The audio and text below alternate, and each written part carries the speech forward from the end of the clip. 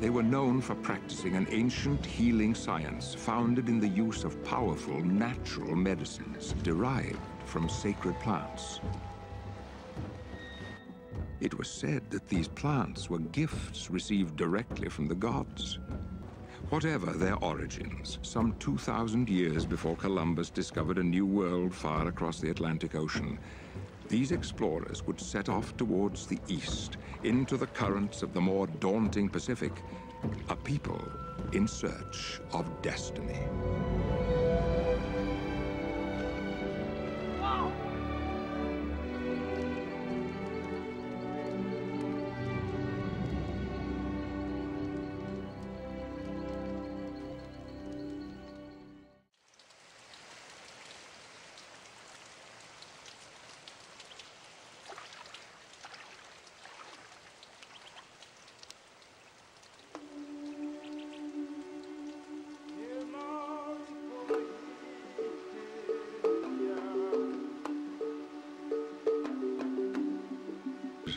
Venturing from island to island across the perilous seas over a course of centuries, stewards of the ancient gifts, they carried forth their treasures, planting and nourishing these wonders of nature, which would bless their lives and the lives of generations to come.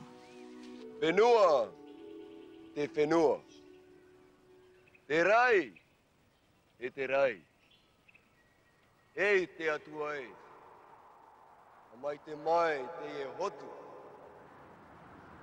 Here, in this most perfect environment, alongside their sacred plants, these people would flourish.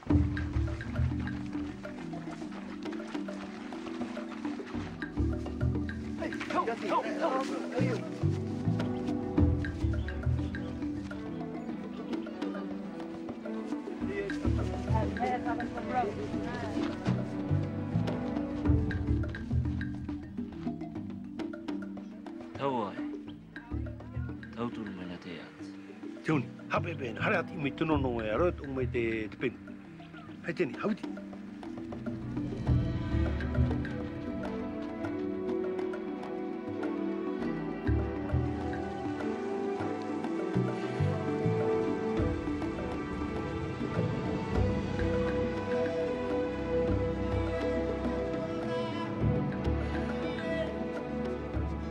Most prized and revered among the sacred plants received from the ancients was a peculiar fruit-bearing tree referred to as noni.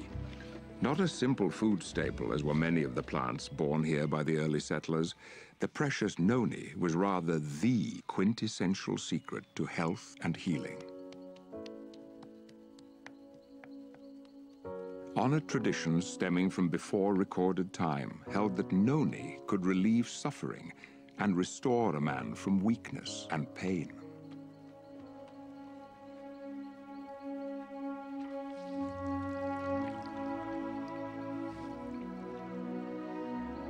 But this gift of the ancients was more than a curative to be used in times of distress. Noni, it was also held, could increase any man's longevity through inciting vitality and by reconciling his body to a state of perfect health.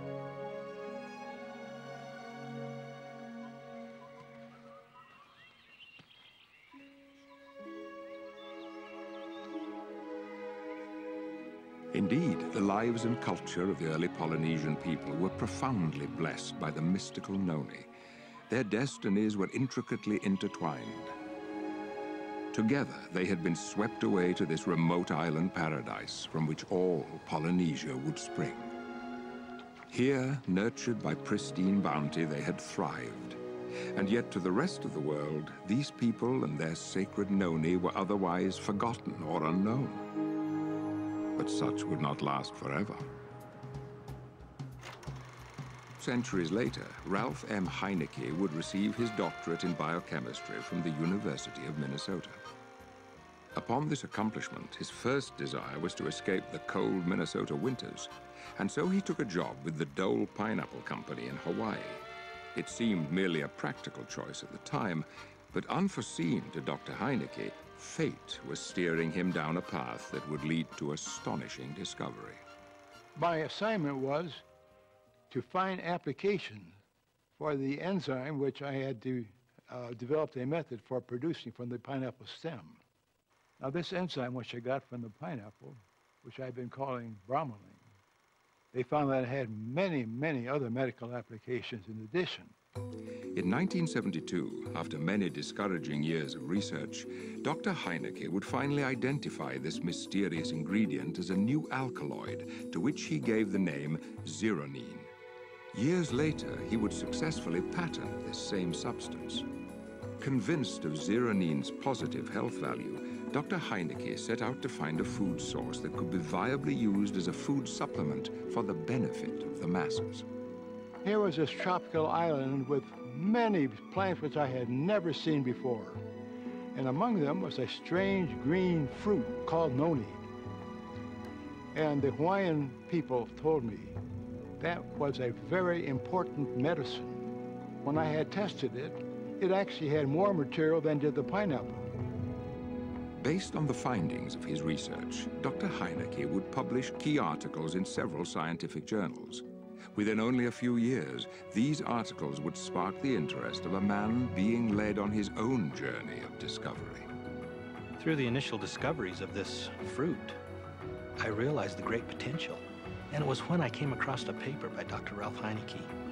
He described in this paper the mechanism of how and why it works. Everywhere I went on the island of Tahiti, the most interesting things happened. The native Tahitians began telling me stories of the nono fruit, how it helped their grandmother or their grandfather, their aunt, their uncle. But there was still a major obstacle. There simply wasn't enough fruit to support a large company. Through a translator, however, I learned that there was a super abundant supply of the nono fruit on the islands of Marquesas, nearly 1,000 miles away.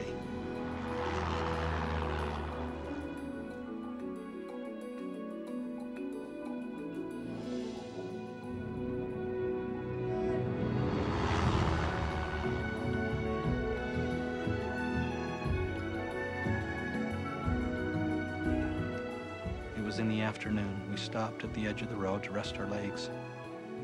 In the sky was large, white, billowing clouds. My eyes were drawn to that sight, so I walked across the road, and there was a large ravine below.